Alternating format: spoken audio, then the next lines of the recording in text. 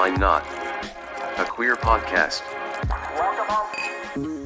Thank you to our sponsor, Pineapple Healthcare, an award-winning primary care clinic right here in Orlando. Pineapple Healthcare offers mental health counseling, HIV, STI testing and treatment, and specializes in care for the LGBTQ+ community. Open Monday through Saturday. Call today at 407-553-6336 and schedule your appointment. Pineapple Healthcare. Better together. Hi, everybody. I'm Rick Todd. And I'm Jeremy Williams, and you're listening to Wine. Why Not? A queer podcast. Episode 98. Ooh, two till our big 100. Two till our big 100. Do you remember when we used to record this? Like, for some reason, I was always laughing going into the intro. Yes. Yes, I do remember that. Today for whatever. I was thinking about it. I was like, I think lately I've just been like, hi, everybody. Hi, guys. I'm Eeyore. It's, I always thought it was more like Ross, the beginning of Friends. Hi, guys. I'm definitely the Ross. I used to be the Chandler. Yeah. And then I turned into the Ross. Yeah. I used to be the Chandler, and then I became the Monica. And I think I'm kind of the Phoebe now. Oh, yeah? Yeah. That's interesting. Yeah. Soon I will be the Mr. Heckles. Oh. Mr. Heckles, who doesn't have a cat but tried to steal Pablo's cat. No. What did he say his name was? Buttons? Mittens? Mittens. It was Mittens. Yeah, Mittens. Yeah, Mittens. That's it. Good job, Heckles. What? Wait, are you dying? Aren't we all? I mean, Heckles is dead. In the show, in real life, he's still alive and kicking. He's like in his 90s. I wonder what his filmography looks like. I don't know. We'll look it up. Speaking right now. Yeah. Speaking of 1998. So we're in episode 98. Yes. Oh, did we tell people what we're doing for our 100th episode now? Sure. It is solidified. So we are doing it. Yeah. So we are doing it. We are having a guest come in. Yes. For the 100th episode, we're having our first guest. Isn't it exciting? It is exciting. We feel like we finally got the timing down for just us. So we're going to add somebody to throw it off for a loop. I love it. Yeah. We don't know where they're going to sit. Or what they're going to be filmed on. Yeah. But we'll do something. It'll work. It'll be fine. It'll be something. You know, we got 2 weeks. Yeah. And I'm not going on vacation for a week or anything. Yeah, Yeah. you are. I sure am. There's the wrench thrown into the... Have him bring a camera and a microphone. And a computer. And a technician who can get everything set up. We'll have a guest. Let's just do it at his house. It should be a lot of fun. Yeah, do you want to say who it is? Oh, yeah, Andreas from Pineapple Healthcare. From Pineapple Healthcare, who's a fan of the show. He listens to it, which is the real reason we're having him on. It's just a bonus that he works for the sponsor. Yeah. So we'll talk a little bit about what they've got going on, and we're going to have him sort of tell us what we've done right and wrong over the last 100 episodes. We're going to talk about the last 100 episodes. It's going to be a 9-hour show. We're going to go episode by episode, and we're going to say, what did you think of this? Tell us what we did right here. Wait, did you think this was funny when I said this? Replay that. Was that a good joke? What's the funniest thing I said in all 100 episodes? And go. What if he's like nothing? He's like, I was unaware that this was a comedy show. What if he just shuts his microphone down and leaves? What's the funniest thing that we did? He's just like closed the laptop, walks out the door. So that's exciting. At least, we have a plan. That'll be fun. We got a plan. That's rare for us with this. Do you know we normally just wing it. This podcast that I listen to, My Favorite Murder. Yeah. They started doing this thing. I don't know if it's recent or not because I actually started listening to other podcasts, but I went back to this one and they do a thing where they have like a retro. They've got years, right? They've been doing this since 2016. Yeah. So they've got years of podcasts. So they've been going back and like this retrospective of an entire podcast. And so the one I listened to was their episode 21. Which was fascinating because it was about the very first school shooting, and it was in 1979, and it was this girl that was shooting in an elementary school from her house. But anyway, when they went back, they're like, oh, okay, so this is the one that we're going to talk about, but here's a little bit about what we talked about in the beginning, and like the intro for it, it was so different than how it is now. Like you can tell. Like, and they did that thing that we did a lot in the beginning where we kept saying like, this is the kind of thing you can expect from us on our podcast. You know? And it was so You're throwing that word "we" around a lot. yeah, you go back to that first week. That first week, I'm sure you said a few of those things. So it was really cool. It's funny just to see, where it was and where it is now. So it's all good. But I don't want to step on 1998 because we're at episode 98. We're going to talk about Bill Clinton did but we'll get to that. So yeah, let's talk about some things because some interesting things happened in 1998. Some fun and some that changed the view of American politics forever. And some things that made it a very stiff year. Yes. The first thing, and this was a kind of a huge deal, is the first trailer for Star Wars: The Phantom Menace got released. And what I find interesting about that is Which one was that? that was the first of the prequel trilogies. Oh, okay. So it was a huge the deal three 'cause that it had people didn't been- like. Yeah, it'd been like 20, almost 30 years since there had been a Star Wars movie, or 20 years. This is with baby Anakin, This was with baby Well, Anakin. toddler, not a toddler, The young kid. the kid. But what was interesting is the trailer got released, and there was only a few movies that were allowed to run it, and one of those movies was Meet Joe Black. And it was estimated back then that 30% of its opening weekend gross was from people who just went to see the trailer, and most of them got up and left before the movie even started. They bought a ticket just to go watch the trailer and then left the movie. I mean, that's one of the movies where Brad Pitt looks his best. I He would is have very stayed for that. attractive in it, yes. I didn't have any desire to see that movie, but I can just watch. I Turn the will volume say off. there's a scene in the hospital where he's talking to a woman and he uses a Jamaican accent. Seems a little cultural appropriation, but it was the 90s. So what are you going to do? To be honest with you, I didn't see it. Oh, you didn't see it? Well, I left after the trailer. Oh. I'm just kidding. I didn't. Makes sense. Most people did. Also, Seinfeld aired its final episode in 1998. Yes, that was a controversy, wasn't it? That was like a cultural moment, and then everyone was pissed What's your about the take ending. on it? I liked it. I thought it was good. Yeah, and it's like it's impossible to meet everyone's expectations. For a show like that, it was impossible. And it's like 87 million people watched it, which is unheard of these days. You don't get unless it's the Super Bowl, you don't get like 87 million people to watch the same thing at the same time. Apple released its very first iMac computer in 1998. You remember that one? It had the big All in bubble back and it was one. all neon color. Translucent, kind of. Beautiful. Right? Here's a big one for probably you and me, not so much Caitlin. Well, maybe. I don't know what she uses to shave her legs. But Gillette released the very first Mach 3 razor, changing shaving forever. Do you remember the last time you used a single razor? No, I have 5 now. Yeah, it's up to 5. And a razor in the back, so it's technically 6. You got 5 in the front, 1 in the back. I mean, at some point, One's gelled up. is it going to It be like, vibrates oh, now. here's my 13 It does. I'm not even making that up. It Mine vibrates. does. Yeah. Mine has 5 blades and it vibrates. Mm-hmm. Yeah. But it started all Not like here my when Gillette husband's said, shirt. let's throw a couple extra razors on it. And yeah. Along the same lines, Viagra was approved for by the FDA in 1998. Yeah. It's a hard one to forget. Yeah. And then the big story that everyone talked about, Bill Clinton and his ongoing affair with Monica Lewinsky, one of the White House interns. It started off in January with him saying, I did not have sexual relations with that woman. And the year ended with him being impeached. Yeah, I mean, I guess you have to ask him, what does he consider sexual relations? Well, do you remember, like, later when they did it, they were asking him, well, why did you say that you didn't? And he says, well, I didn't understand what your definition of the word is. I just sat in the chair. I was saying that as in, what does it mean to have an affair? And I was like, you're so stupid. Yeah. I love you, Bill, but you're so stupid. Just say you did it. Just waiting to find out what happened with him at the Diddy parties.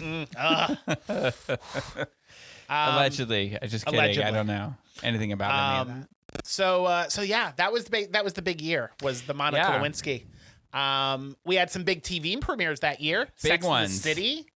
Sex and the City. That's one that I always think is Sex in the City, but Yeah. I did read it today. Yes. I find that surprising because I thought that was older than the big one that came out that year. The big one. Didn't Will and Grace come out that year? Oh, did it? Oh, yeah, I think it did. Yeah. It's on my list. And for me, like, well, it's for our podcast. That's the big one.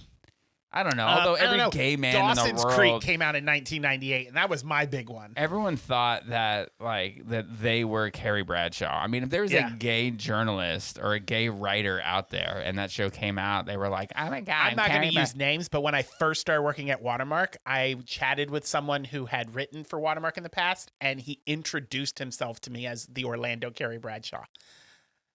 And I was like, we're done talking.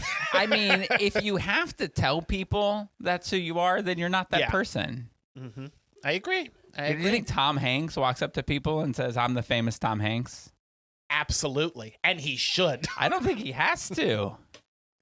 I hope to God he does now. I hope he walks in every room and he's like, "Hi, everybody. I'm TV's Tom Hanks." That'd be like me going up to people in public and being like, "Hi, I'm socially awkward." I mean, they can tell by the way I said hello and that weird, like, do we hug, do we handshake movement that I do when I see people. Yeah. They probably know. True. Now, forget Sex in the City. Forget Will and Grace. Forget Dawson's Creek. The real cultural shifting television show that premiered in 1998 was MTV's Total Request Live. TRL premiered in 1998. Really? I feel like all of these things are older than Will and Grace, but they're not. No, Will and Grace is just as old as all of them. Remember, Carson Kressley, right? No, not Carson Daly used to be like the it man. The man. When it came to the youth, if he said something, then it was gospel. The youths loved him. Mm-hmm. I will tell you though that do you ever watch The Voice ever? Because he's like the first guy couple on the of seasons I watched. Yeah, he is the nicest person on that show.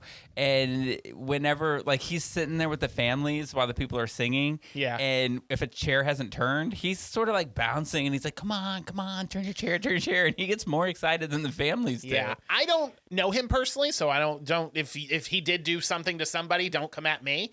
But I have never heard a terrible thing about Carson Daly. Don't come at me. Don't tase me, bro. Big movies. I know one of these are one of your favorite movies. There are several. Saving Private Ryan came out. That is the most, what is it, 16 minutes, 18 minutes, the opening of that? Yeah. The most intense opening of a movie I had ever seen. It was so good. A couple big asteroid movies. We got Armageddon and Deep Impact. We must reverse I agree those. with you. Deep Impact is a better movie. Armageddon made more money. Yeah. Deep Impact came out first, and then Armageddon came out.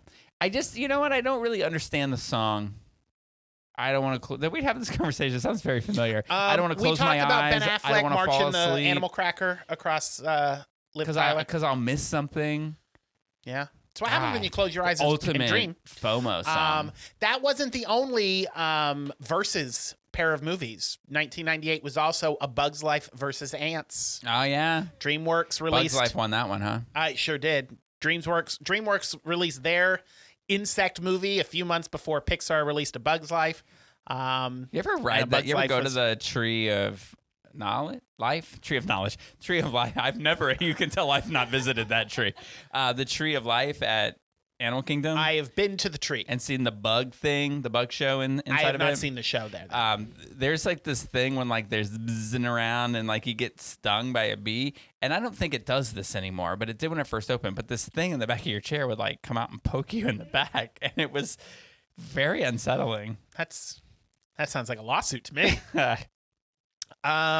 There's Something About Mary. Don't sit down naked. Do you remember There's Something About Mary? That was a huge hit. I do. That's where he learned what hair gel was. Yeah. And Dr. Dolittle, the Eddie Murphy remake, came out in 1998.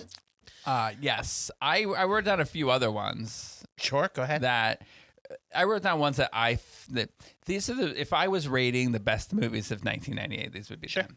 I mean, this is like on the bottom of the list of the ones that I like, but The Truman Show came out in 98. Yeah, that's a good movie. That was a really good one. That was like a time where you saw a shift, I think, in what's his name?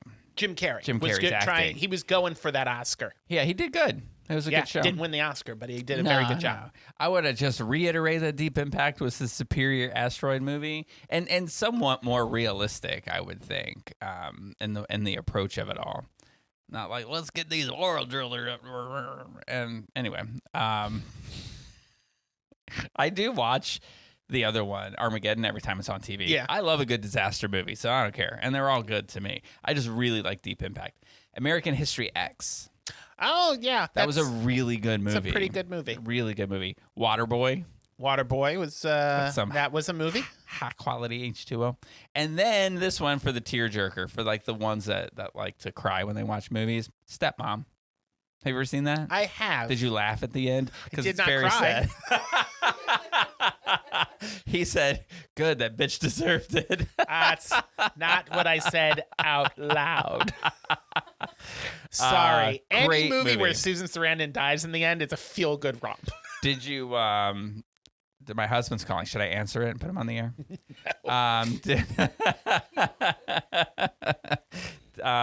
Songs. I only wrote down one because it was a shitty year for music. No, what are you talking about? I am talking about the fact that I don't enjoy Ray of Light. Ray of Light, Madonna's one of her best albums ever, came out in 1998. Cher's Believe came out, which changed the way we do music. It was the first song that used auto-tune, and now everybody uses auto-tune. We used to have a MIDI file. Do you remember that? A MIDI file? No. MIDI. It used to play on our website when you go to it, and it would be like ding ding ding ding ding ding. Oh, like ding, a MySpace page? Ding, ding, ding. No, but it was on our website. Yeah, it was like, oh, so bad. Lord. So bad. Brandy and Monica's The Boy Is Mine came out. Yeah. It's a big song. I said what I said. Will Smith's Getting Jiggy with It. I said what I said. Aerosmith's I Don't Want to Miss a Thing. I missed it. And Britney Spears' Baby One More Time were amongst the biggest hits. My name's not Ryan. And I mean, now when I tell you what was the one song that I wrote down, I'm sure it was You're all gonna laugh at me. cheesy song written by some has-been band from the 60s. well, everything you said is correct except for the 60s. Truly Madly Deeply by Savage Garden. Ugh. That's such a good song. It's fine. Did you just throw up? It sounded like Caitlin threw up a little bit in her mouth. Like she was like, Now, what I will say is Truly Madly Deeply, one thing that I do know about that song is it unseated My Heart Will Go On for Yes. number one song after My Heart Will Go On had been number one for like 12 weeks. Yeah. And That's on how that good same, that song is. Titanic was number one for 16 weeks, I think. Yeah. Do you know what movie unseated it and be for number one? Well, it wasn't Waterboy. No. It was Saving none of the Private movies Ryan? you Oh, okay. listed. It was Lost in Space, the remake with Lost Joey in from Space. Friends. Oh, yeah. Yeah. It had been number one for like 16 weeks. So when It doesn't mean that that other movie made a lot of money. It just means that it just means after 16 weeks, 3 people who finally hadn't a seen it. movie was able to unseat it. But yeah, Lost in Space, which I actually think is a good movie if you watch it. I think it's I don't know that I have. It's got Matt LeBlanc, the guy. This is actually how they met, and he was on Isn't Friends. William Hurt in it? William Hurt's in it. The guy who fought Joey on Friends in the movie they were in, and they would spit when they said their piece. Yeah. Gary Oldman. Gary Oldman. That's the movie they met on, and he was like, "Hey, you want to be on Friends?" Really? They did that with a lot of their co-stars. That's why Bruce Willis was on, because he made a bet with Matthew Perry whether their movie A Whole Nine Yards would open at number one. And Bruce Willis said, if we open at number one, I will come do an episode of Friends. That was a good movie. That was a good movie. That's the movie he got hurt on, right? No, Fools Rush In is the movie he got hurt on. Oh. What year was that? That was 1997 when Fools Rush In came out. That's too bad. Yeah, so there's your 1998 rewind. Yeah. Not the That was best me year. rewinding. Good year for movies. Bad year for politicians. Yeah. Good year for Apple. Oh, wait, and I just like to say this because people are obsessed with the price of eggs. Like they would rather trade in freedom for $5 eggs. Just kidding. Eggs were 88 cents a dozen. Damn. And I think gas is like $1.06 or something. When people are like, make America great again, I think they mean 1998. Right. Yeah, in 1998. No, in 1998, people just think the grass is greener, right? In 1998, people were bitching that oh, can you believe gas is over $1? Yeah. Yeah. Yeah, in 10, 20 years from now, we're all going to be like, oh my gosh, you remember when it was only $5 a gallon? You remember when you could breathe the oxygen outside? Do you know who's not going to say that? Me, because I have an electric car. I don't. Every time Dylan's like, "Oh, I gotta stop and get gas," and I'm like, "I don't know her." I send that all the. I'm stuck on that meme. I can't get away from it. Which one? I don't know her. Oh, the Mariah Carey one. I got caught in this like, oh, these are the worst, right? Group text. Group texts are hell because you can't escape them. There's nothing you can do.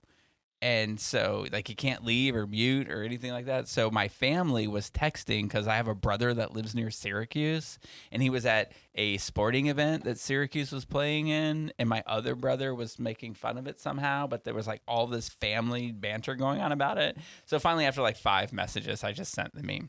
I don't know her. Yeah, I just turned my phone off. And then I was going to make a joke. Should I even say this here? I probably should not. But I was going to make a joke because my brother was there, and he said if they win, what did he say? We're going to storm the field.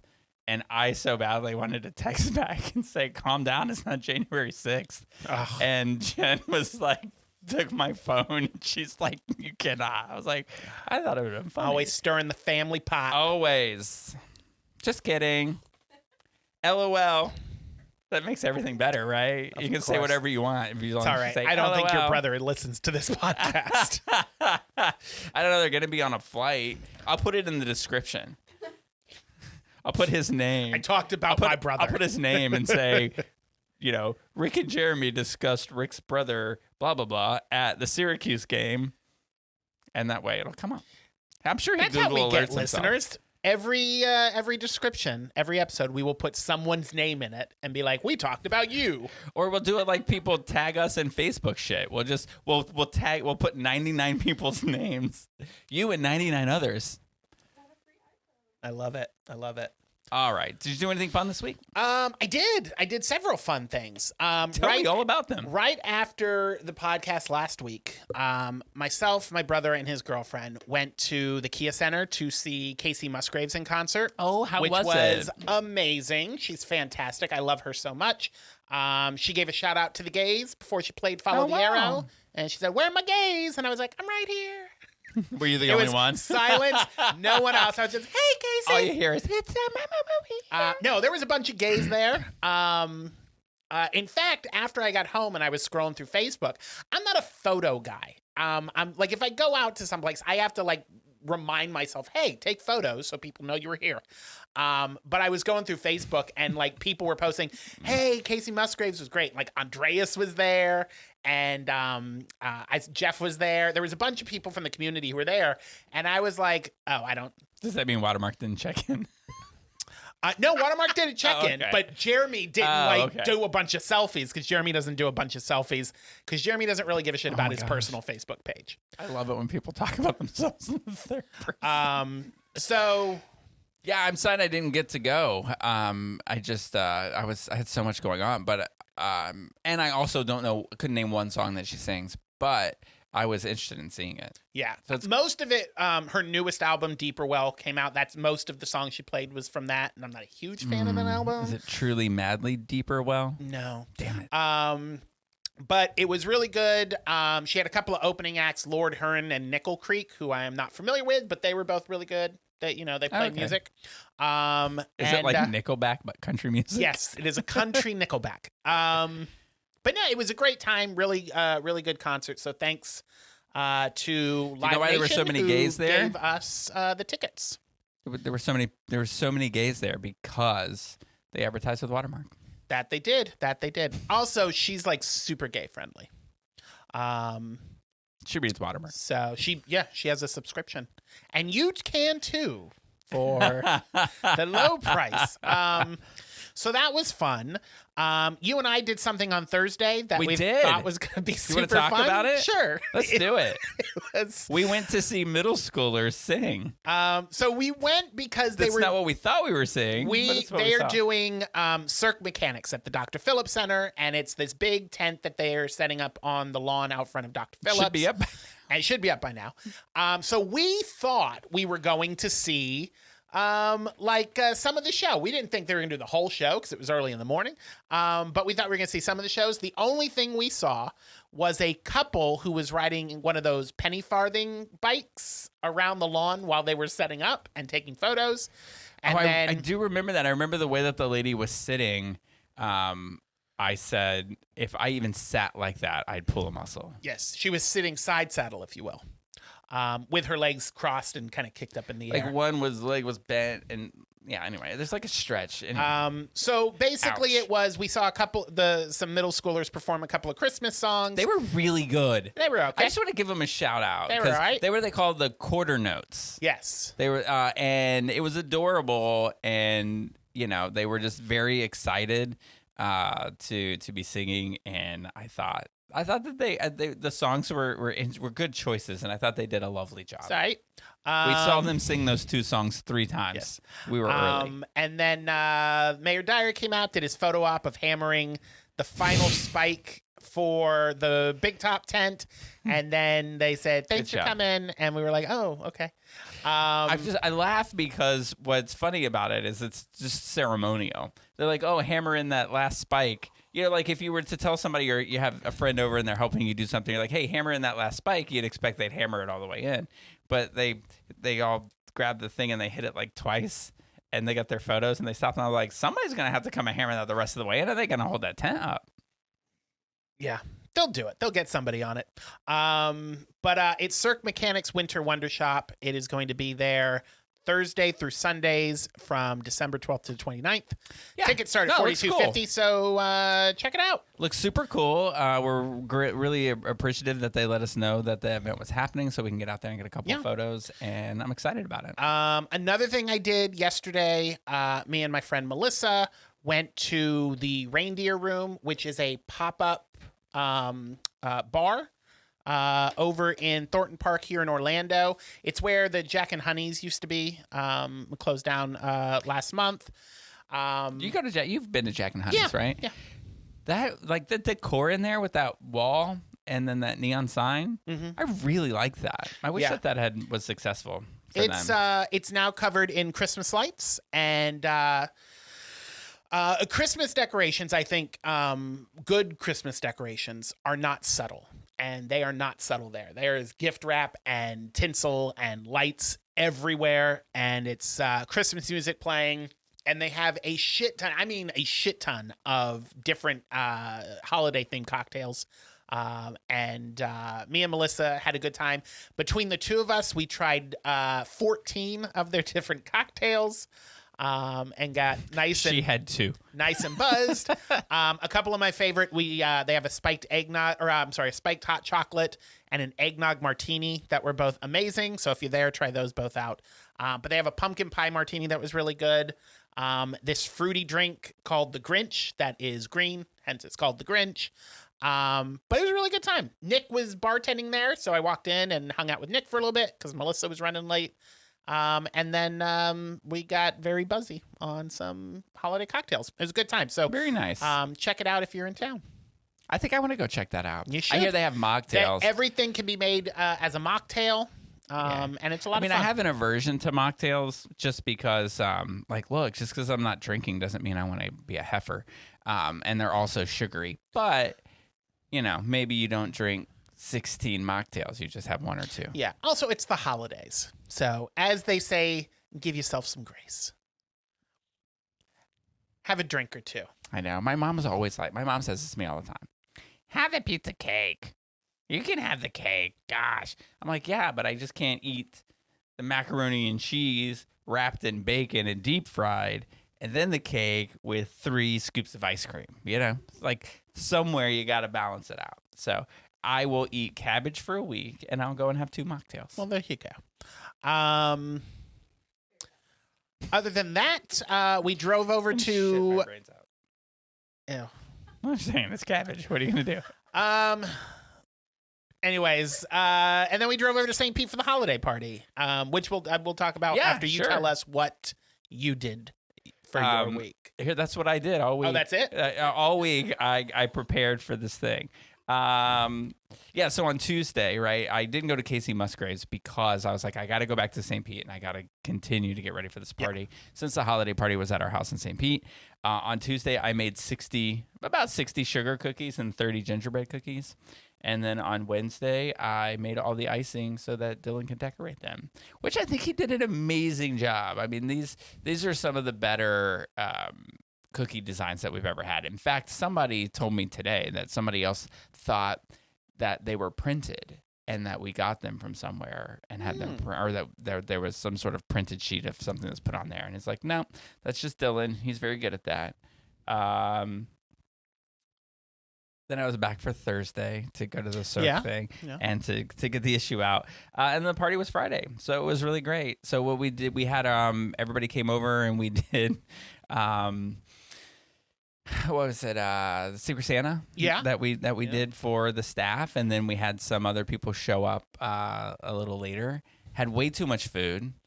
Yep. Ryan, lots of food. Ryan went home with an entire lasagna, an entire thing of cheese ravioli, and that whole thing of macaroni and cheese that didn't get touched. Then you went home with an entire cake that hadn't been touched, and we had about 30 cookies left over. I felt bad for there being so many leftover cookies because I know, like, if I had made half of them, Dylan could have got 2 hours more sleep that night.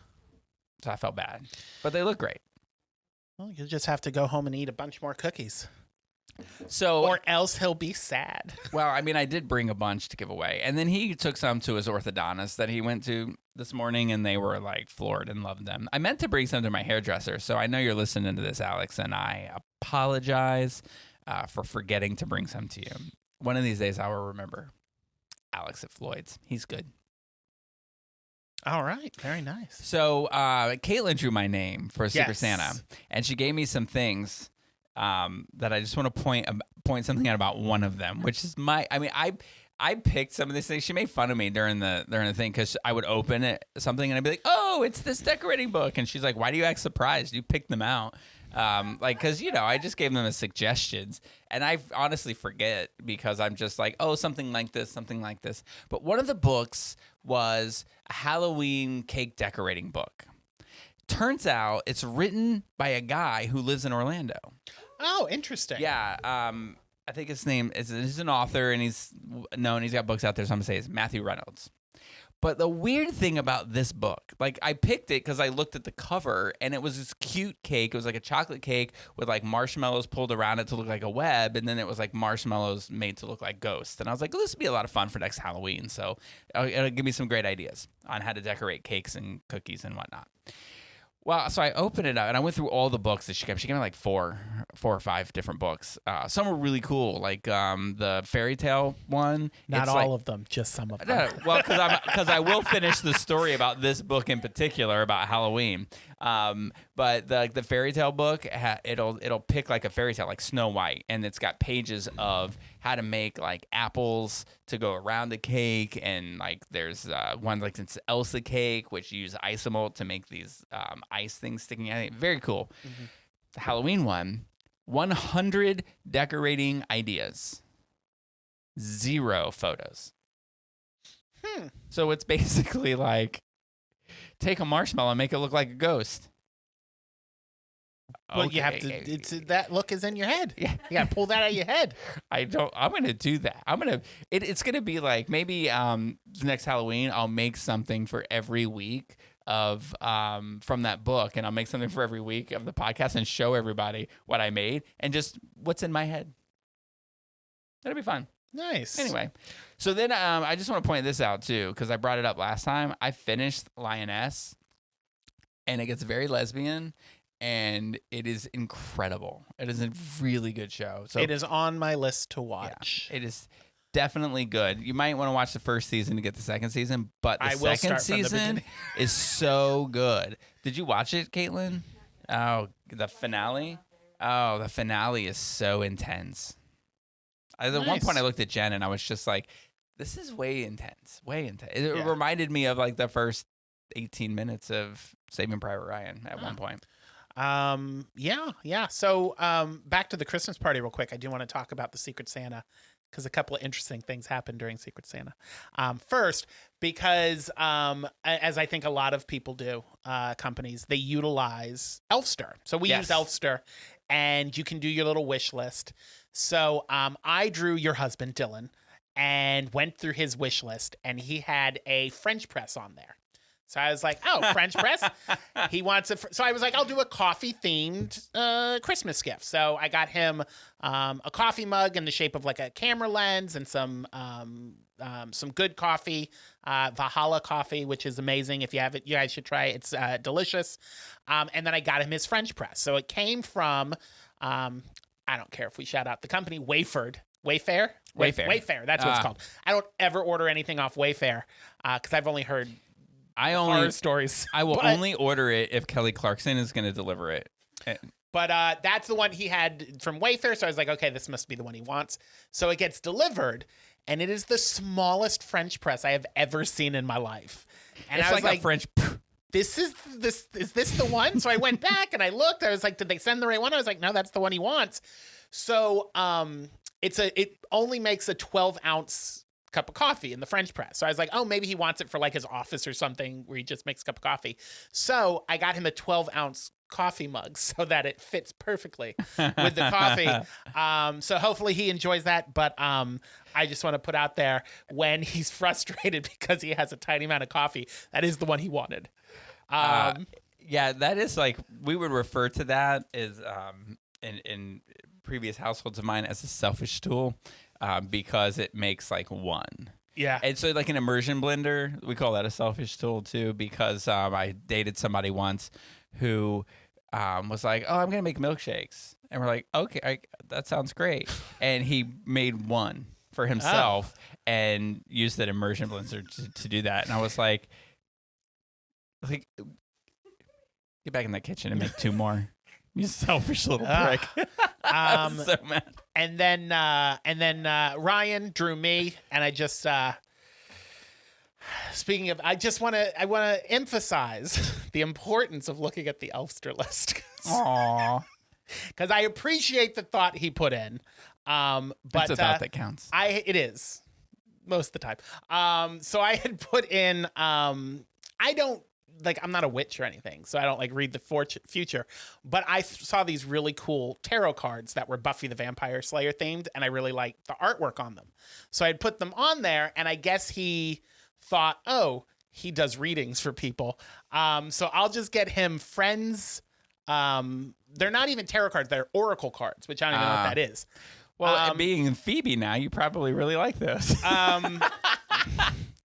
So I opened them and I was like, I don't know what the hell these are. But I appreciate the thought of getting them. But if anybody out there knows what to do with oracle cards, please let me know.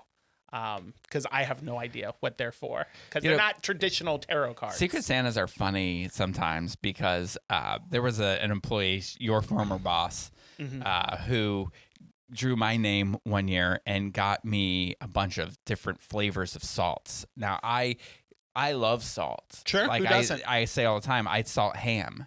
So, like, I loved the salts. Sure. But I had no freaking idea what they were. Yeah. And so you just you unwrap something, and when you don't know what it is or what's going on, you're just kind of like, hey, it's a thing, and everybody's looking at you, and you're just like, hey, it's really it's awkward. really And weird. I was like looking goes, and I was like, yeah. And then I just kind of sat it next to me. And then he also got me a Lego gift card, which was lovely. So I was like, I love the Lego gift card.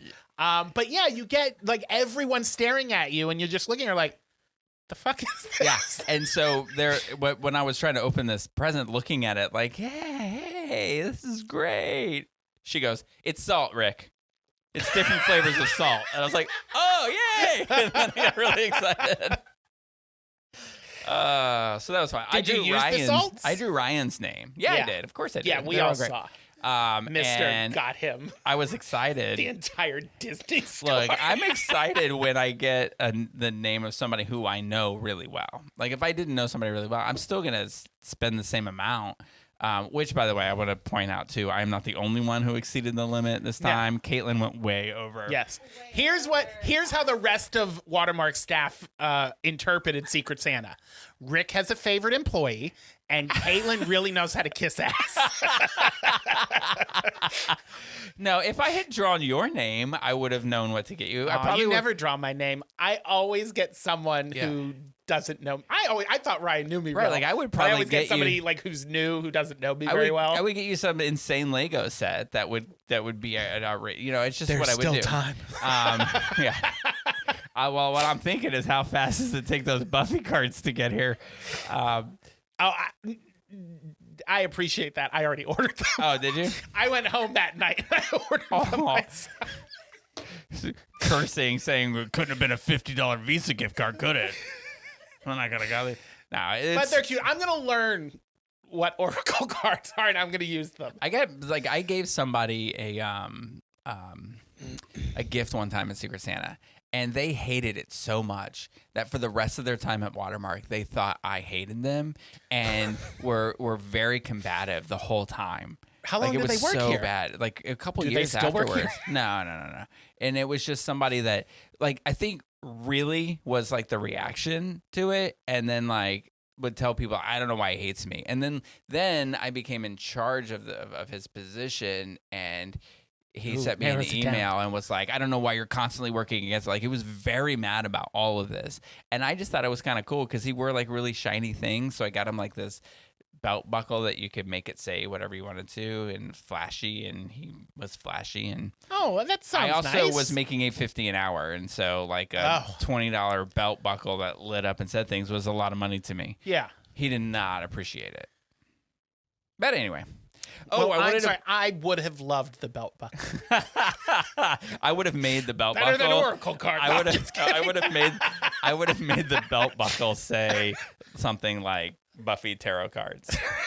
Oh, I got them.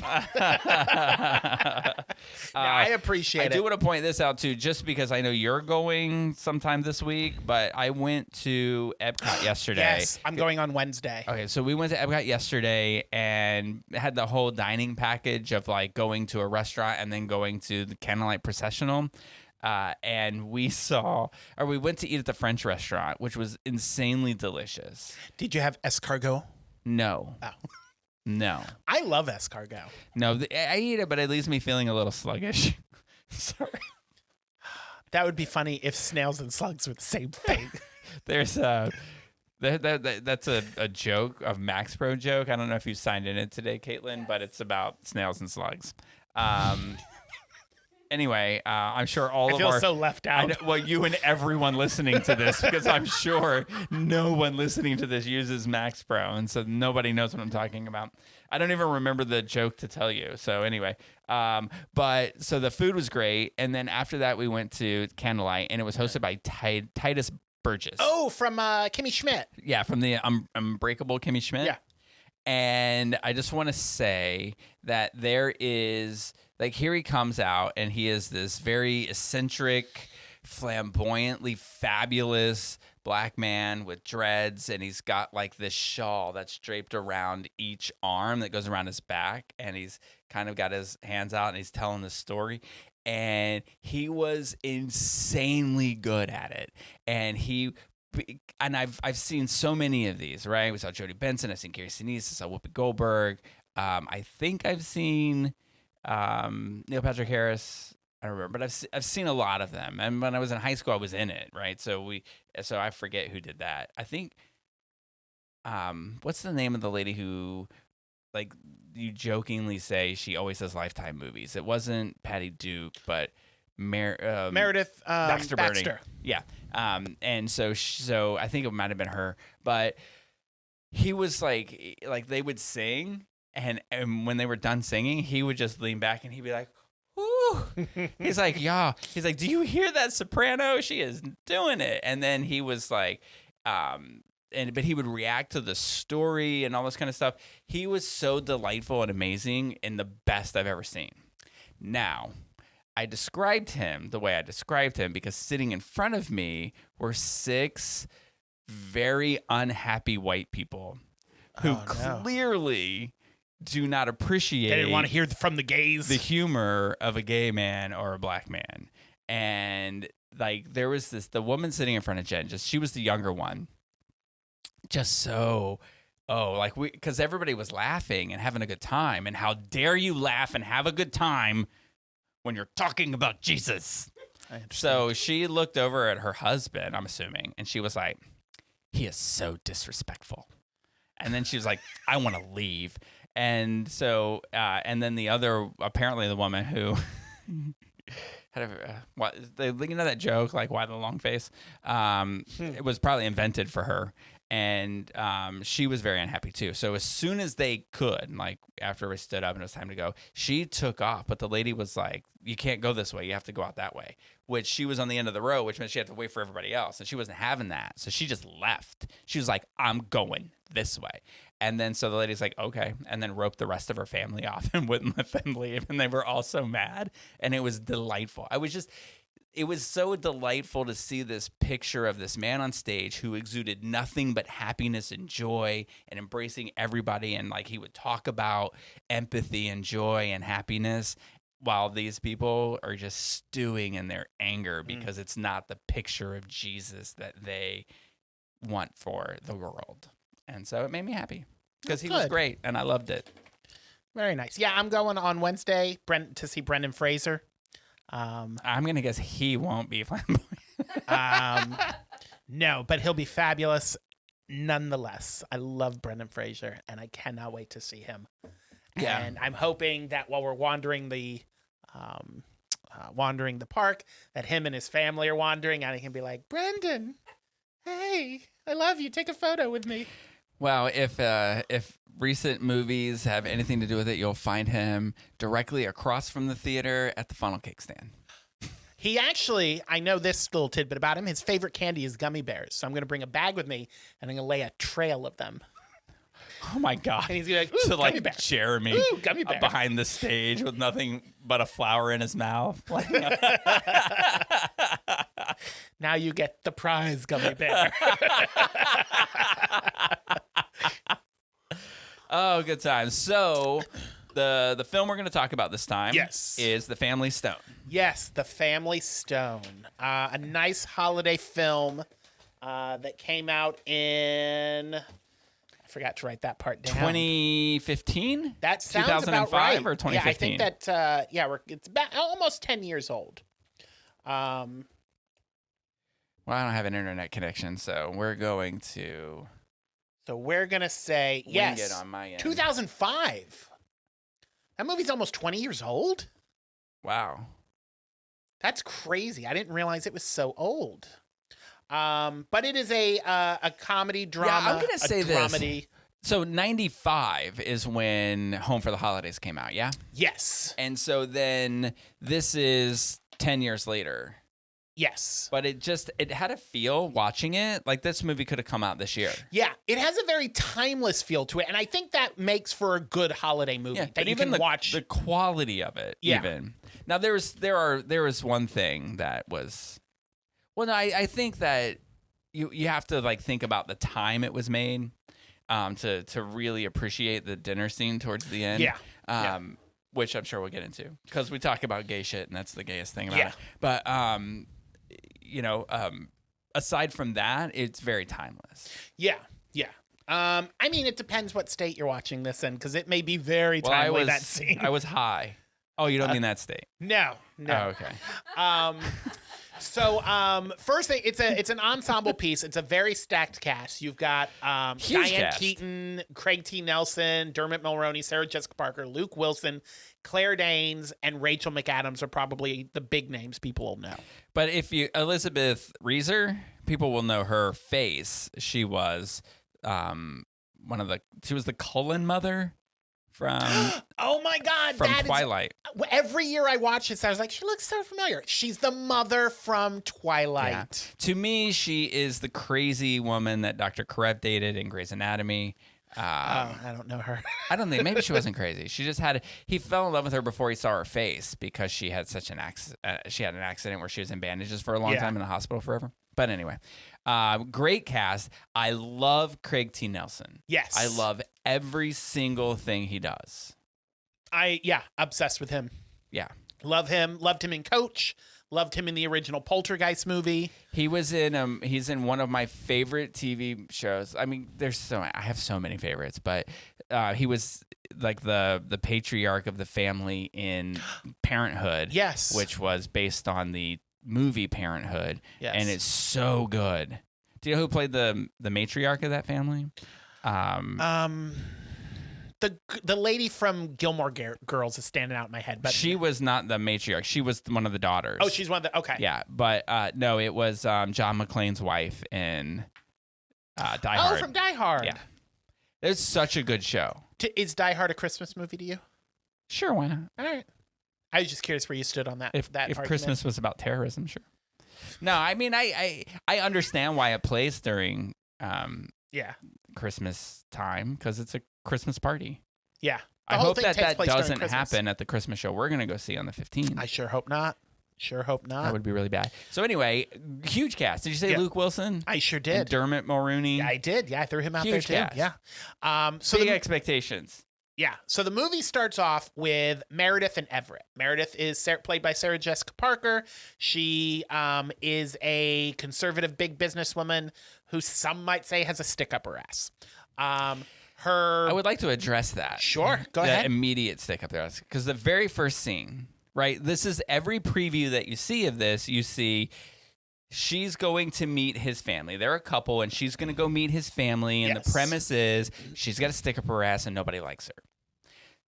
So the very first scene, she's on the phone, and she says, I understand that it's the Friday before Christmas, but she's going to get Monday off, so she's got to work today. And that was their way to introduce her as a character that's just a big stick in the mud.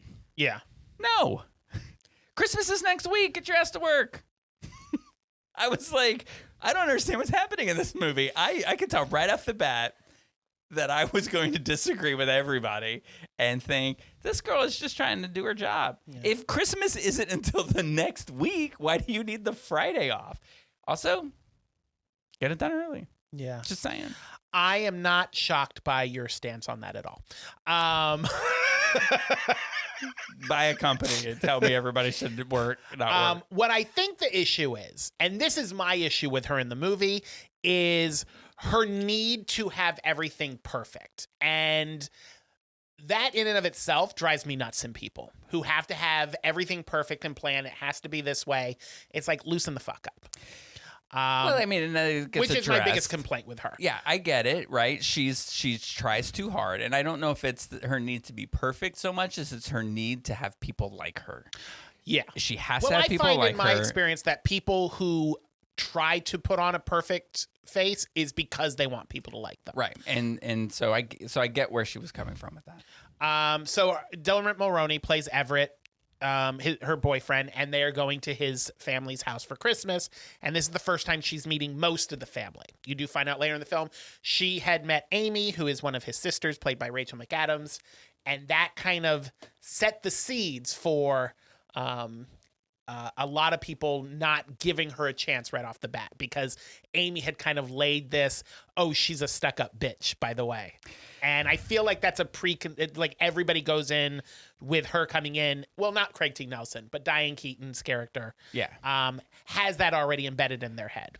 Right. And I don't know that I would necessarily, I don't know. I guess they're all part of the family, but they right off the bat, the director sets a tone for this character. What's her, Amy? Is that her name? Amy, yeah. They set a tone for Amy. She gets out of her car, which looks like a hoarder lives in it. Yeah. And it's a beat up car, and she's got her little laundry basket, NPR bag, yeah, and falls down with her laundry basket coming out of it. She's going to go do laundry at her parents' house. So she gets this impression that she's like a poor college student, yeah, who might be overly opinionated. Yeah, a little bit. So we meet Kelly and Sybil, who's Diane Keaton and Craig T. Nelson. They're the parents. They have a nice, big, beautiful house. They don't specify where exactly, but it's somewhere in New England. Thad and Patrick are the first of the kids to arrive. That's the gay couple. Thad is the youngest son. He's gay and deaf. And his husband, Patrick, is black. All of this will come into play later. You know what's interesting about the fact that he's deaf is like, I think when you watch shows today, you correct me if I'm wrong. I don't know how many that we see, how many movies that have deaf characters in them. But when people sign in movies nowadays with a deaf character, they sign a great deal. Yeah. But in 2005, they're just playing at the idea that they're signing. Yeah, it's very sporadic. Like they would sign one word out of a whole speech. They'll be signing and then they'll stop and they'll keep talking. Now, I got the impression because he would look at them, and I think they mentioned one point in there that he does read lips. Well, and he had like some sort of hearing, he had a little hearing device. Thing. Yeah. For the most part, the signing was very broken throughout the entire film. But this poor girl. Well, I guess we'll get there. But she doesn't know any of this. So when she comes in and meets him, she's screaming at him. And that's what I'm saying. She's very awkward, which puts her at a disadvantage in this family who already is very close and they already know each other. So you're the odd man out. And then you're a very awkward person who has to have everything perfect. It automatically sets you up for failure, which is what this movie is. It's just a bunch of situations that happen that are hilarious to the viewer, but sad to Sarah Jessica Parker. Yes. Susanna, she makes it hard to. She's not a likable character. No, she is not. It's hard to like her, but it's because she's trying too hard. I think we all know people like that. I'm sure I've been that person. So I'm sure I'm that person right now. Do you like me? Amy arrives with her laundry basket. And she's talking about how she met Meredith and she hates her. And the mother's like, hate's such a strong word. But she doesn't say, hey, let's give her a chance. She's just kind of like, you can tell that the mother's already going to have a problem with Meredith because Amy had a problem with Meredith. Susanna is the oldest daughter. She arrives with her kid. She's pregnant. Her husband is working, but is flying in on Christmas Day. A convenient way not to have to pay the actor full rate because he only appears in the last 2 minutes of the movie. And then Everett and Meredith arrive next. Right, and it just sucks for her. Like, she's pregnant and she has a kid. And she has to travel by herself. Yeah. I mean, it's tough out there in America. Plus, you never know whose last Christmas it's going to be. That's true. So just go. Foreshadowing. The first thing I noticed, Meredith is not a hugger, and all this family does is hug and kiss each other. She goes like this immediately. So Kelly, who's the dad, comes out and goes to give her a hug, and immediately she puts the hand out, and he's like, fuck this, I'm going in for the hug. And she's just super awkward and weird. It's like, come on, just hug him. He's already wrapped his arms around you. Just at least embrace him. I cannot tell you how much I laughed at that moment, thinking, Did you do that? Is this like some weird like Christmas Carol version of life right now where I'm watching this movie where everybody hates this person who is really a lot like me? And like, is the universe trying to tell me, like, I mean, like, somebody goes in to hug me like that. If it's that important to them, then I will. There was somebody at the party on Friday that's like everybody says is notorious for being this great hugger, which is great unless you don't want to be hugged. And then you're kind of like, and it's like you don't want to. It's just weird. Yeah, it's a little too intimate for my taste. But if somebody's like, hey, I'm gonna hug you, then of course, I'm not like I'm not a dick. Sure. But I get like her uncomfortableness. And I get that, she's just a boss. Yeah. And that she tries too hard and stuff like that. So, I mean, I just empathize with her immediately. And so it just made me laugh that this whole movie is about like how horrible she is. Yeah. I will say, I don't empathize with her, not the way you do. And I find her very obnoxious. Now, that might be because, not to this is very over-dramatized versions, but and I hope she doesn't listen, but my brother's first wife was very much, this was like our situation with the family and her. She was very off-putting. She was just very aggressive. She was very religious, had a problem with the gay thing. And it was very much like, it was like me and my mother were Amy and the mom. And we were at first, very off-putting towards her because she was just very, she came across as a very not likable person to me. And we had some incidences. So coming into this, I feel like I knew a Meredith. Yeah. So I'll just say that. I 100%. Let's not mistake this idea here. I empathize with her, but it doesn't mean if I knew her in real life, I'd be her friend. Like there are people in my life, like her, so there's a note I made because she's like one of the complaints Amy had about her is that she never stopped talking. Oh yeah. And so she goes in to tell the story about how they met, and she's very dominating about it. The story goes on for 5 minutes in 6 different locations, which I thought was very odd. Like she's telling a story and they're in a store, and then the very next word, the next logical line to the sentence, they're all sitting in a house, and I'm like, how long was that pause? Yeah, I got the impression that it was because there were new people coming in from each scene. That she was retelling the story over and over and over again. That makes way more sense than what I thought happened. Which is why the longer the scene goes on, the people who are in the first scene are like rolling their eyes like, how many more times do we have to hear this fucking story? That makes so much more sense. Thanks for clearing that up. But anyway, like I dated a guy who told stories like that, and it's painful. So I get it. I mean, I get why. And just overall, the Stones are a very liberal family, and you see that as the days going on. They're very, very liberal. Meredith is not. She when she gets there, she does not want to sleep in the same room as Everett because they are not married. So she forces Amy to have to give up her room. I feel like all I'm going to do this whole time is to defend her. It was more like she didn't want to disrespect his parents by sleeping in a room with him in his childhood home because they weren't married. I can see that if it was an issue with the family. If you get there and the family's like, we put you in the same room, you guys are dating, there's this impression that he's going to propose to you while he's here. So you obviously have known each other and dated long enough where you're comfortable sleeping in the same place. And they say, hey, we're fine with that. And then she's still like, no, I'm uncomfortable with it.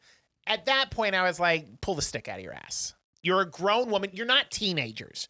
You're both, I can't tell movie ages, but in real life ages, they're obviously both in their 30s at least. It's very difficult. It's very difficult but I'm like, you're grown adults. Come on. But she insists that she sleeps not in the same room with him. So they give her Amy's room, which of course just deepens that rift between Amy and Meredith. Now I will say, while I love Rachel McAdams and I don't dislike Amy in this movie, she is a lot to fucking take. She is mean. Yeah, if she was my sister, I would definitely, like when Dermot Mulroney snaps at her, I'm like, you had that coming, girl. Yeah. You had that coming. And they all looked shocked. Yeah. When he snapped at everybody. I was like, no. I mean, he did aggressively look like he was going to punch her. He was like stepping up to her. Yeah. Now that part, I'm like, dude, that was a little aggressive. It's a woman, back off. But you have a right to be annoyed with your sister because she is being kind of a bitch. Can we give one example of how awful she is? You can give many examples. So they're all in the movie. She's just very awful. So they're playing charades. Oh, yeah. Oh, look, wait a minute. We're going to get to that part. Oh, we're not there yet? We forgot we haven't introduced Ben yet. Ben is the last one to arrive. Oh, okay. That is Luke Wilson. He is I don't want to say the screw-up kid, but he's the screw-up kid. He's the one who... Or the only normal person in this family. He's very free-spirited. Very free-spirited. Yeah. And he instantly takes a liking to Meredith. Uncomfortably, like if that was my family and I brought my partner home and my brother was acting that way right away towards my partner, we'd have words. Yeah. And he's a little too friendly with her. I'll say this about the family, right? And before we get into this one example, it is clear that the family doesn't like her because something has changed in their son. Yeah. And if anybody Did sings you that just riff, sing Wicked in your head? if anybody sings that riff at the end of Wicked right now, I'm gonna throw an empty can of energy drink at you. But the like he's clearly not the person that he's changed. He's wearing a tie and they hate it. They want him to relax and he's uptight. And, you know, they're like, oh, he's changing who he is for her. And so we don't like her for that. Yeah. Now, do you think one person could say that to him? No. They are all. So instead of saying that to him, they're going to be horrible people to her and make her miserable, which is. Well, they're not all horrible to her. The dad makes an one effort. person is not horrible. Thad and Patrick aren't horrible to her. Amy is horrible to her. The mom does some horrible, treats her very, we'll say aggressively. Yeah. But other than those two, I think for the most part, everybody else is pretty nice. Well, I mean, sure. The father goes out of his way to say nice things. In fact, he's the only one who gets it from the beginning. Yeah. And like he even says, I'm worried that our son doesn't know who he is at all.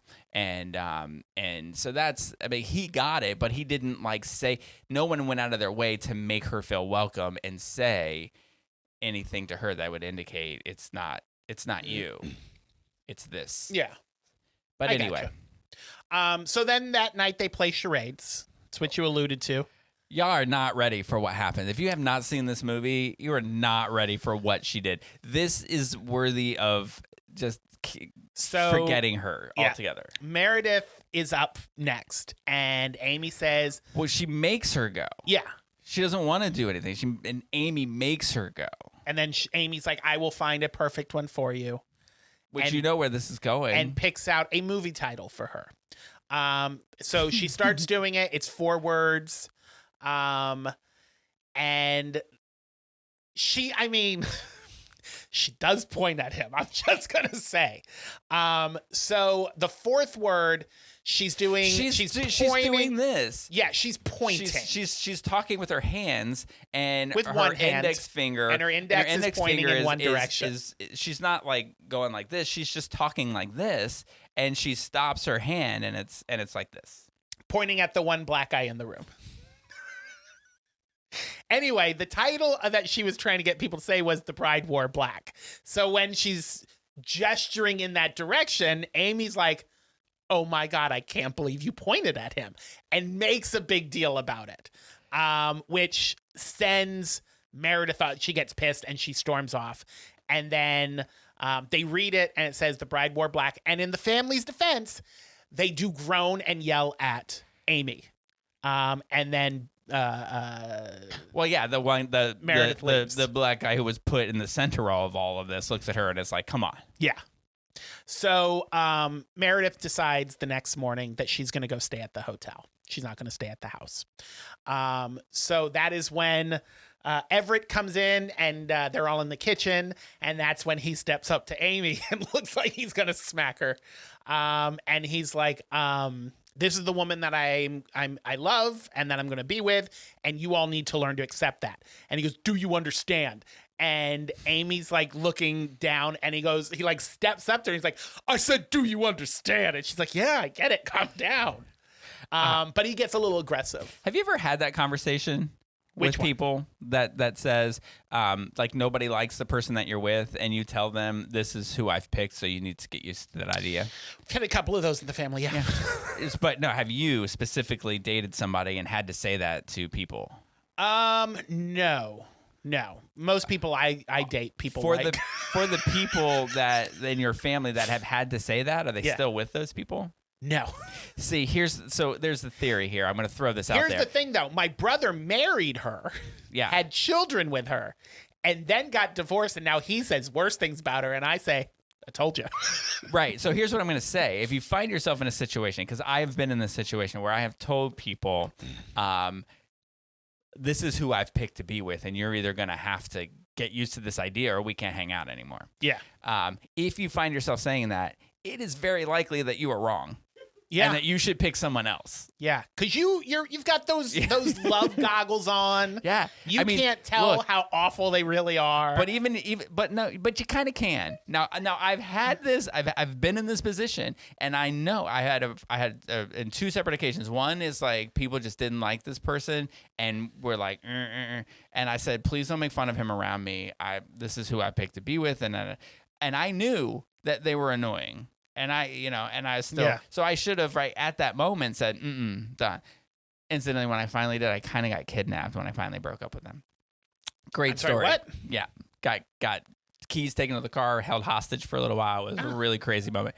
So anyway, if you're saying that to your family and your friends about somebody you're with, you might want to find somebody else. That's all I would say. So as he's scolding the family, Ben goes out to the car where Meredith is at, in his gray sweatpants, just kind of like, Oh, I should write down gray sweatpants. swaying that junk right eye level. I mean, was it stuffed? I'm or like, is Luke dude, Wilson just that's stacked? your fucking brother's girlfriend. What are you doing? And he's like, I brought you coffee. And I was like... But see, he's just he was probably just stretching. And just stretching like, his gray sweatpants, not wearing underwear. Now, if somebody was pointing at somebody in this movie... That was pointing at her. It sure was. And he was like, I'm gonna loosen you up. I'm gonna get that stick out of your ass one way or the other.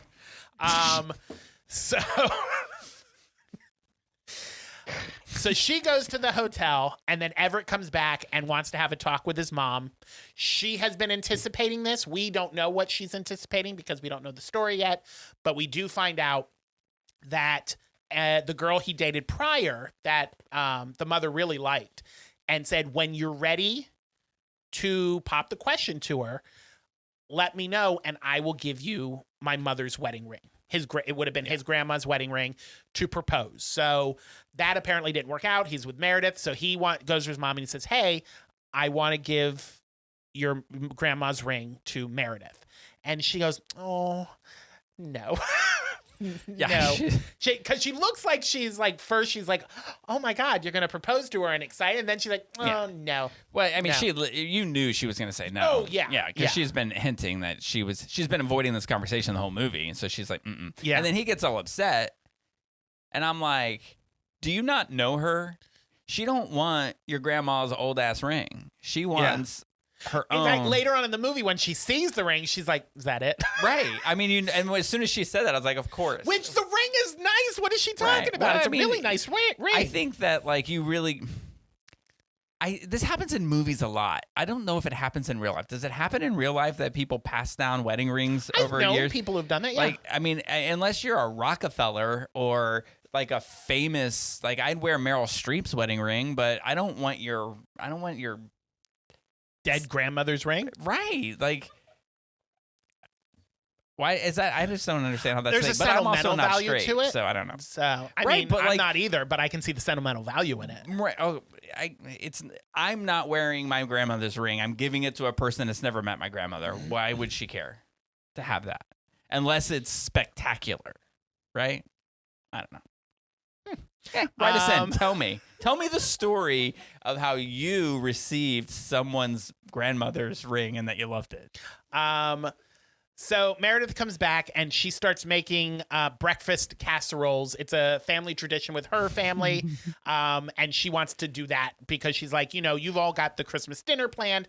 I want to make breakfast for everybody Christmas Day. So the mother is like, oh, okay. And you can tell there's something up. She keeps gazing out the window and she's like, off thinking about her things. You can see something. It's building up to something's going on. So we find out here that Ben and the dad are out eating, which I did not know were pot brownies. We're eating pot brownies.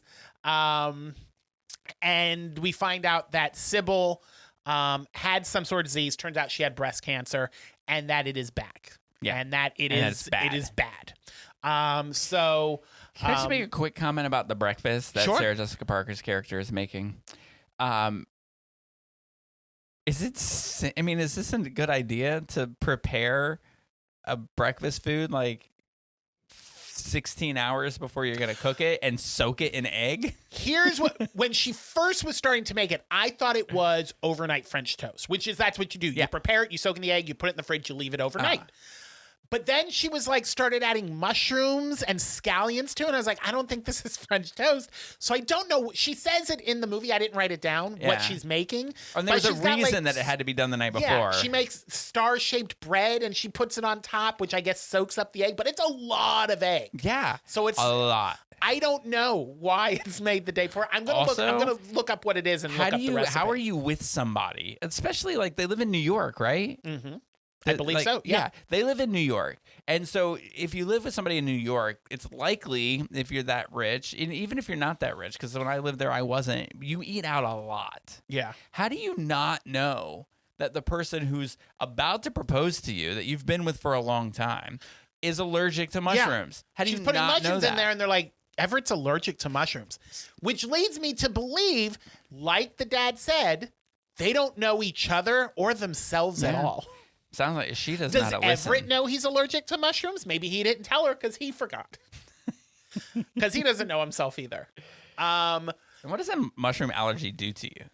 Is it the same as like a peanut allergy? I'm or does it assuming just if you're allergic to a make you food, rashy? it makes you. Some people get rash. Marianella, my ex-roommate and friend who I used to live with, is allergic to mushrooms. You said ex-roommate and friend?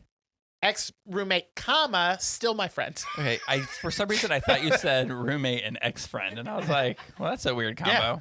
Yeah. There's a story there. Oh. No, I'm just kidding.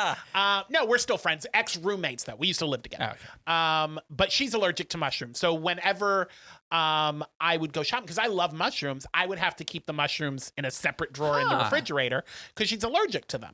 I need to talk to her. I'm curious as to what it does to her. I didn't ask her. She just said I'm allergic, and I was like, well, that doesn't sound good. So maybe she just doesn't like them, and she doesn't want you to make them. She's like, Chandler and dogs. See, my brother Joey doesn't like mushrooms. He's not allergic to them. So when I make something at the house that I don't want him to eat, I put mushrooms in it. And I was like, oh, sorry, Joe, that has mushrooms. Don't eat that. Anyway, that's funny. I don't do that to Jen. She does not like mushrooms, but so I'll make mushrooms on the side if they're supposed to be in something, and then I'll just mix them into what I'm eating. Yeah, I understand. Very happy about that. So Jen does listen to every podcast we do, by the way, so she's probably laughing right now. So while this is going on, she's making these casseroles with mushrooms in them. And then picking the mushrooms out. Everett and Thad are meeting Julie's bus. Julie is Meredith's sister after the whole hoopla of the charades incident. She called her sister, and her sister was coming into town to spend Christmas with her. So she had backup, I guess, is what her thought process was. Hey, come be backup for me.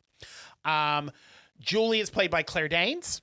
Isn't she delightful? She is delightful. This is the second holiday movie in a row that she's in. Everyone likes Julie, but not Meredith. I get it.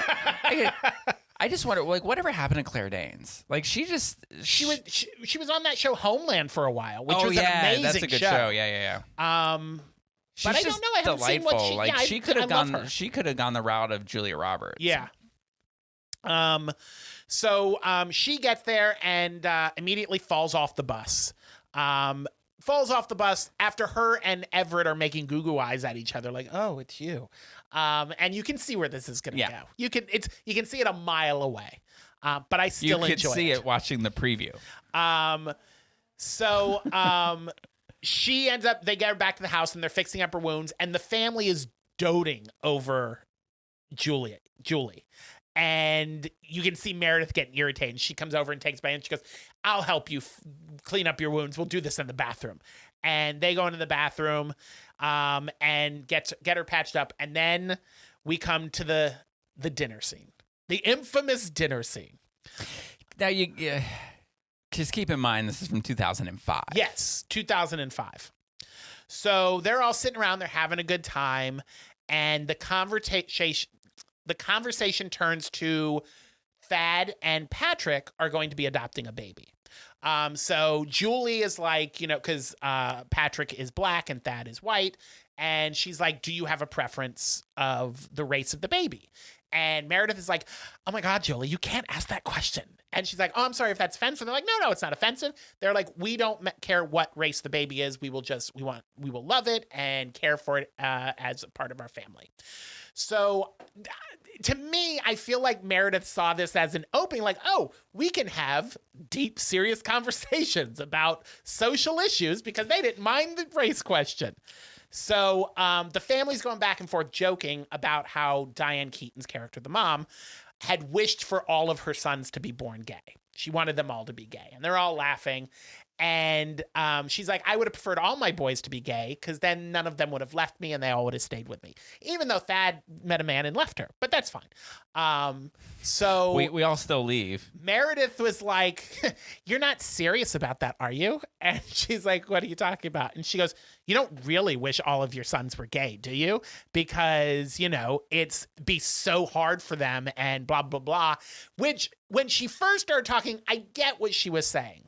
But then she went and said, why wouldn't you want your kids to all be normal? And then the family loses it. Yeah, I mean, it started off by her saying to the gay couple, like you're bringing a child into your home, do you think, that it's nature versus nurture? Yeah, she might have that nature versus nurture. You're going to make your talk. kid gay, and do you think that that's wise? In the sense of parents wouldn't necessarily want their kids to be gay because in 2005, life was a lot harder. And then she says to Patrick, you must know what I mean because you're black. And he's like, ooh, dude, we just got hit twice. Yeah. And then she goes, no, that's not what I meant. I'm having trouble. That's not what I meant. And then, Everett's like, well, then why don't you just say what you mean? And that's when feel the tension. Yeah. And building. That's when she came out with a normal thing. Yeah. Now, aside from using the word normal, which I think in that time frame, people used a lot to describe things that were different than the majority. And so, I feel like the whole family could have handled all of it differently. Yes. All you had to she say, should have shut her mouth when the dad was like, that's enough. Well, she should have shut her mouth in the first 5 minutes when she was telling that long story. But, all they had to say was, oh, gay people are completely normal. Yeah. Let me tell you. The dad said that. He goes, in this family, we feel like, we think that they were born that way and that's just who they are. Yeah. And she just kept digging the hole. It's like, okay, let it go there. Stop talking. Let it go there. And then this is part of it that reminded me of my family because Diane Keaton has an outburst and she's like, oh, God damn you. And I was like, that's totally how my mother would respond. But then the dad got mad and you knew that, okay, now it's time to shut your fucking mouth. Yeah. And that's how it was in my family. If my dad had to outburst like that, you knew, oh, shit. Yeah. Okay, it's time to stop. So, and I have an unpopular opinion about a lot of different things. We know this.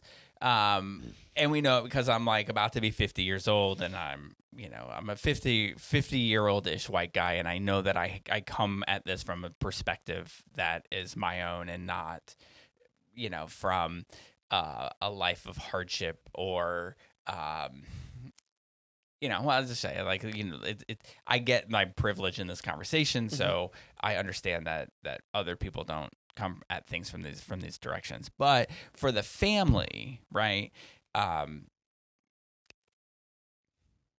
There is, I completely just forgot what I was talking about. This is great. I'm going to get it back though. I'll just keep rambling until I do. Because I just feel like Continue I got lost. on, Meredith. I got lost in the idea that I had to justify why I was going to say what I was about to say, and that it's an unpopular opinion.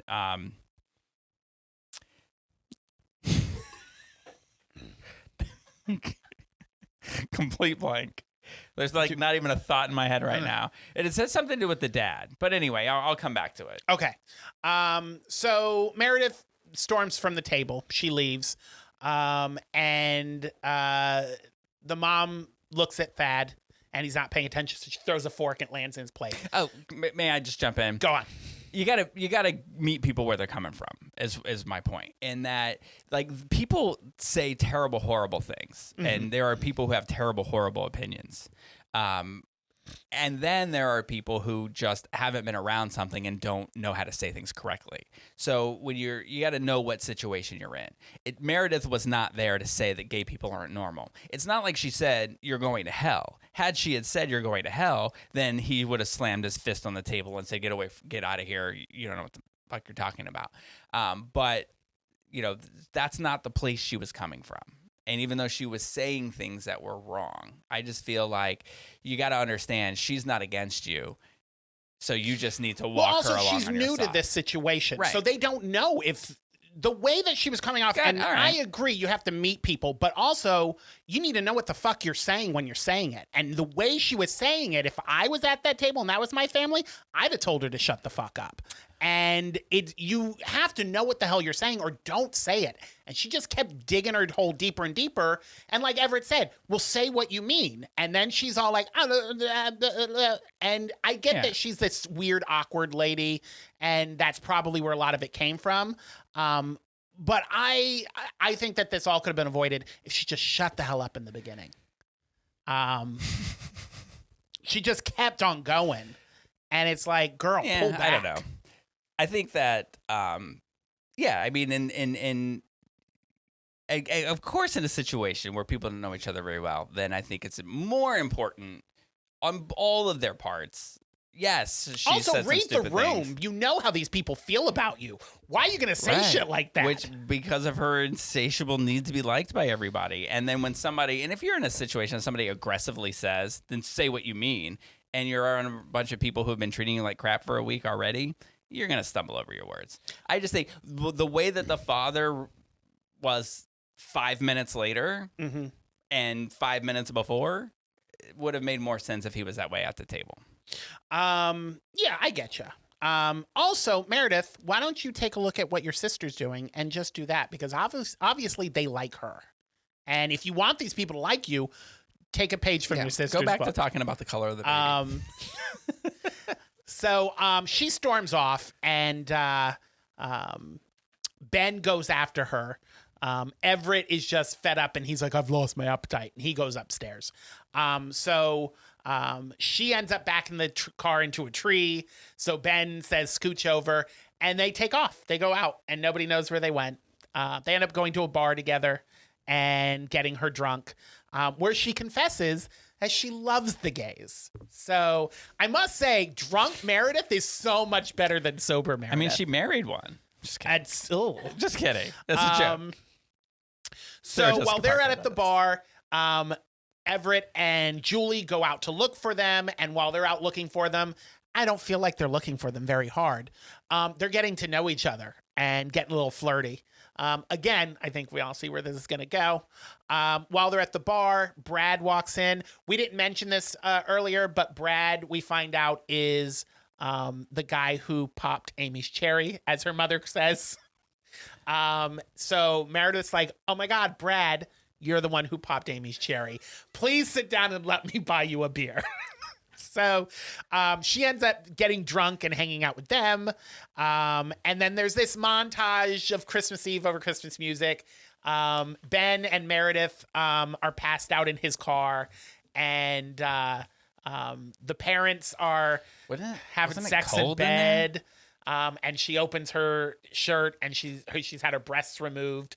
And because of the breast cancer, the oldest daughter is downstairs watching that Judy Garland Christmas movie. What was that? It was Meet Me in St. Louis. Oh, okay. And there's a part of it with the Christmas scene where she sings "Have Yourself a Merry Little Christmas." And then we go to the next morning, and this is where all hell breaks loose. Meredith wakes up in Ben's bed. The dad walks in and sees her in his bed, and he's like, "Oh, I'm so sorry." It closes the door.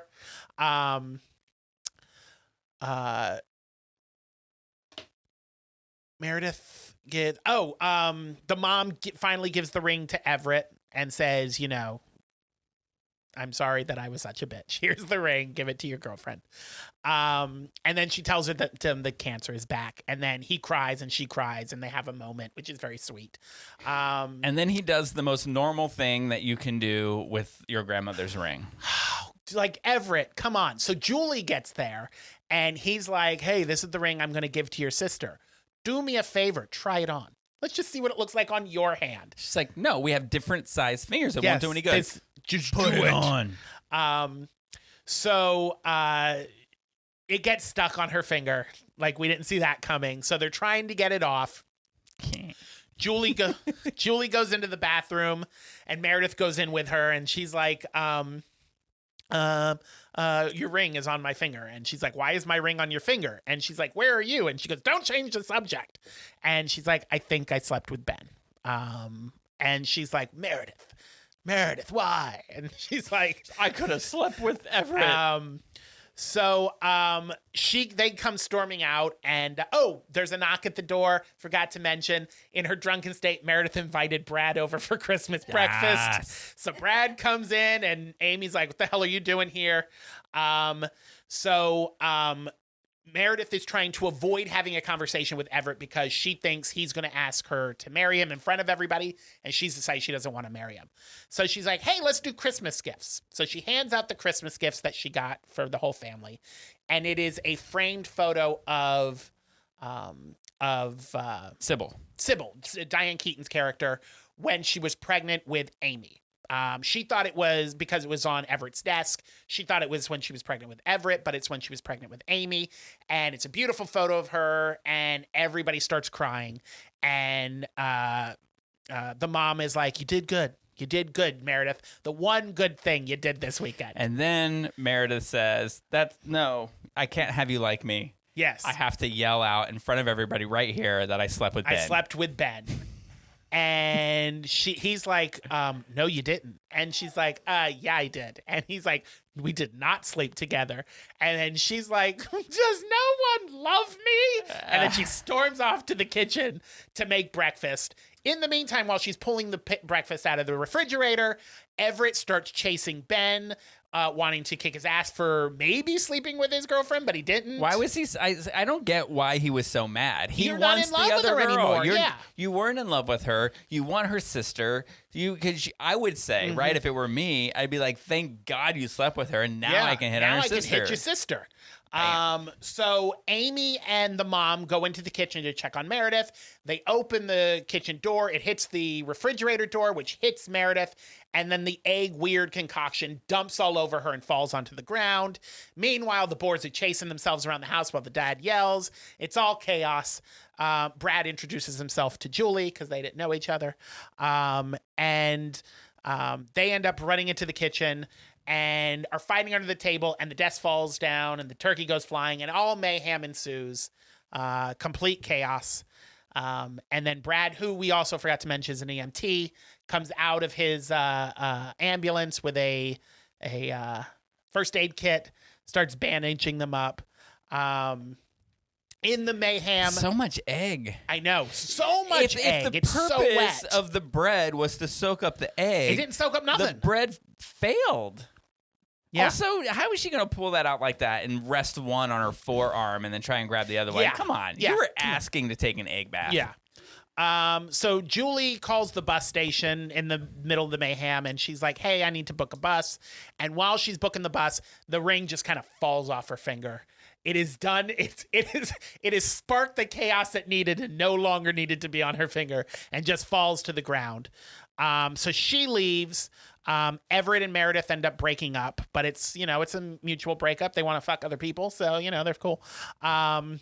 So Everett, it's nice when they end that way. Yeah, Everett's like, oh, where's Julie? And she's like, the little girl who's now got the ring. She's like, she left. She told me to say goodbye.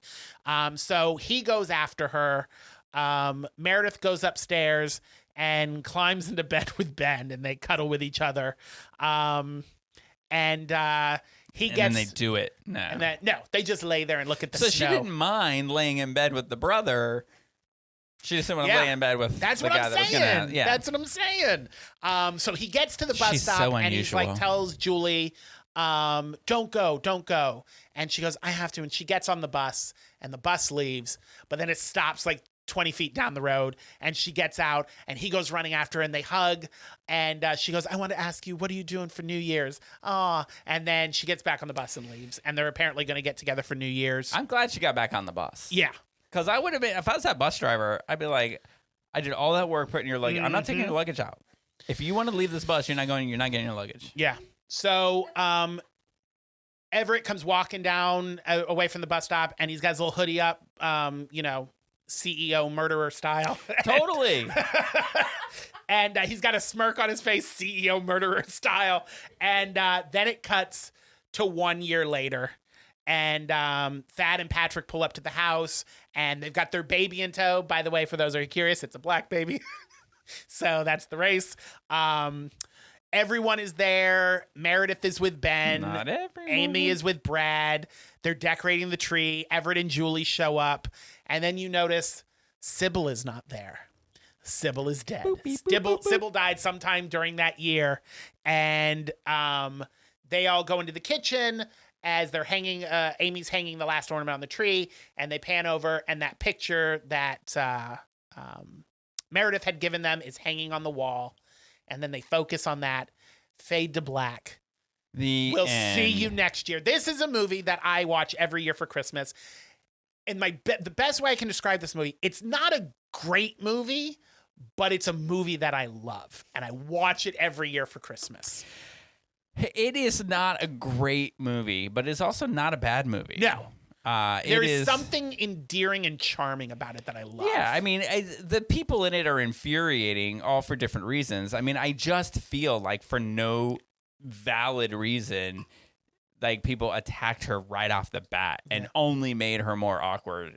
Not like she was, if somebody just sat her down and had a normal conversation with her, maybe they could have avoided all of this mayhem. I mean, as Joey would say, they do it because it's in the script. Right. I say that to Jen a lot too. She's like, why are they doing that? I'm like, because it's in the script. So how many grapes do you give? I give it 2 grapes. Yeah, it's a warm, cozy blanket. It's got a bunch of holes in it, but I like it, and I like wrapping up in it every year. That's a metaphor. I got nothing that cool to say. 2 grapes. Solid 2 grapes. Yeah, it was not. I mean, it's not bad, and it's good. It's just a weird dynamic. But other than that, and I also think that the character of Amy is so absolutely mean. Is she in Mean Girls? Yeah, that's her. Yeah, I know why she got that role. Yeah, because they saw this movie and said that's the meanest girl I've ever met. 2004 and 2005 were like a good year for. So 2004 she had Mean Girls in The Notebook, and then 2005 she had this, Wedding Crashers, and Red Eye. Have you ever seen Red Eye? No, Oh, but I'm so glad good. that Ryan Gosling never saw this movie, or he never would have spent so much time with her in The Notebook. Yeah, I mean she was kind of that way in The Notebook, and he liked it. Yeah, but at least in The Notebook she was rich. She had a reason. I mean, this is a nice house. They look like they got money. Also, where did she get it? 1 year later, and she's dressed like a princess? Where's her NPR bag and her beat-up car? She married Brad. Brad changed her. I did like Brad. Yeah. I wrote here, I said, I like the guy that deflowered Rachel McAdams. I did like him. I did, yeah. Rotten Tomatoes, what do you think? I remember when this movie came out, it was not reviewed very well, so I'm gonna say like a 70 from critics. But excuse me. I feel like audience-wise, it probably was pretty liked, so I'm gonna say audiences 85, 70 and 85. Okay, I'm gonna read this and then I'm gonna tell you what it was. Okay. This is one of the reviews. It cracked me up, so I had to print it out. This is from a not a critic. This is from a normie. Oh, okay. A normal person. It genuinely terrifies me that people have watched this movie and think it's tolerable. Like, how is anything about this dysfunctional, deeply hateful family heartwarming or relatable? That person voted for Trump. Cracks me up. Well, no, I think it was saying that the family was terrible and probably sided with the other lady who probably sided with her because they're Trump. liberals, and he probably sided with Meredith because she probably voted for Trump. So anyway, 52 critics and 63 audience. Oh yeah, isn't that crazy? Like I think it was weren't the ratings for Home for the Holidays better than this? Yeah, I think so. Isn't that insane? Because this yeah. is so much better than Home for the Holidays. Absolutely. Yeah, I mean, those people obviously don't know what they're talking about. I love this movie. So we're gonna say Merry Christmas to everybody now because we're Merry done with Christmas. Christmas, right? We're not doing We're not doing Christmas next time. Well, we're gonna talk about Black Dove. Yes. Which takes place during the holidays. Really? Yes, it's gay. It's holidays. It's Keira Knightley. It's Netflix. 100%. It's the unicorn. Critics. It is the best thing ever to ever happen to anyone. It's almost like Netflix said, hey, there's this podcast called Wine, Why Not? And they talk about Christmas shows during Christmas that are gay. So let's make throw this. them a gay bone. So this is, well, I think that's going to be the name of the show. So yeah, we're going to talk about Black Dove next time. Yes. And then the time after that, we got Andreas. We got it all planned out. We got it all worked out for the next two. Yeah. But until then, the cork is back in the bottle.